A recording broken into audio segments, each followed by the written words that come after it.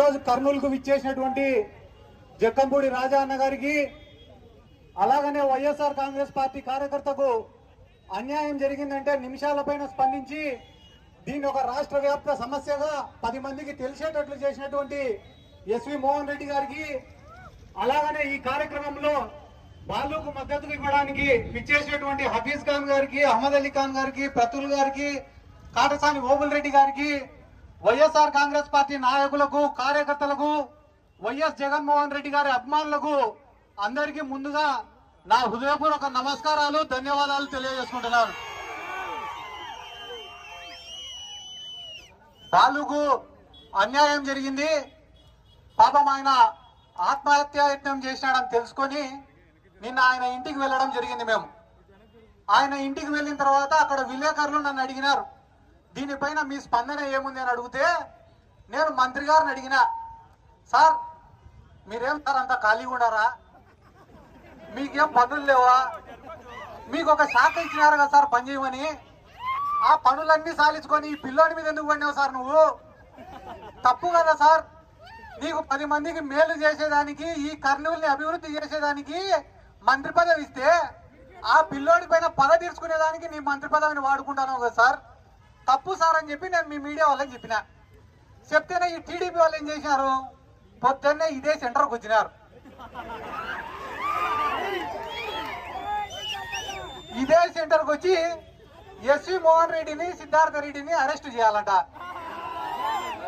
ఒరే మీరు అన్యాయంగా అరెస్ట్ చేస్తారని రా మేము ధర్నా చేస్తాండేది,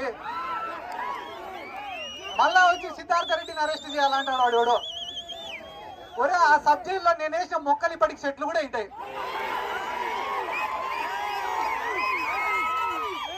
ఇలా మళ్ళా కొత్తగా వచ్చి వీళ్ళు నాకు సబ్జెక్టుని పరిచయం చేస్తామంటే నవ్వేదానికే ఏడ్చేదానికే ఇవన్నీ సిగ్గుండాలన్నా.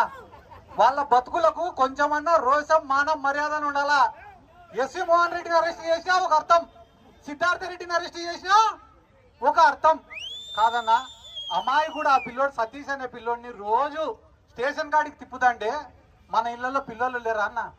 ఒక పిల్లోడు చచ్చిపోతే ఆ కుటుంబంలో ఎంత క్షోభ ఉంటుందో వీళ్ళకేం తెలుసా నా డబ్బు నెటోళ్ళకి. రోజు ₹1 కోటి ఎత్తుతా ఆడిన మినిస్టర్. వాస్తవం చెప్తా, ఒకటి రాసి పెట్టుకోదా, మీడియా వాళ్ళు ఉన్నారు, మినిస్టర్ కూడా చూస్తున్నాడు ఖచ్చితంగా. మొన్ననే ఫార్మా కంపెనీ వాళ్ళ కాడ 45 కోట్లు ఎత్తినాడు ఈయన మినిస్టర్. నారా లోకేష్ కూడా తెలియకుండా 45 కోట్లు ఎత్తినాడు. ఎత్తితే నారా లోకేష్ పిలిపించినాడు భరత్ని, పిలిపించి నాకు తెలియకుండా నువ్వు ఎట్ట ఎత్తినావు, 45 కోట్లు ఎత్తేటప్పుడు నాకు చెప్పాలన్నా లేదా అన్నాడు. అనింటే దానికి భరత్ ఏం చెప్పినాడు తెలుసా, డాడీకి చెప్పినా నేను అన్నాడు. దానికి లోకేష్ ఏమన్నాడు తెలుసా, చెప్పాల్సింది మీ డాడీకి కాదురా మా డాడీకి. వీళ్ళు ఇంత నీచంగా ఇదే పూడిచెర్ల కాడ సోలార్ పడితే దాని పక్కన 1600 ఎకరాలు కొనుక్కునేదానికి ఈ టీజీ భరత్ సిద్ధమన్నాడు. మొన్న వాయినా వాళ్ళ పిఏ ఇద్దరు కలిసి పోతారంట కారులో. పోతా అంటే ఈ టీజీ భరత్ చెప్పాడంట వాళ్ళ పిఏకి, ఒరే ఈ ల్యాండ్ భలే ఉందిరా, బుజ్జగించో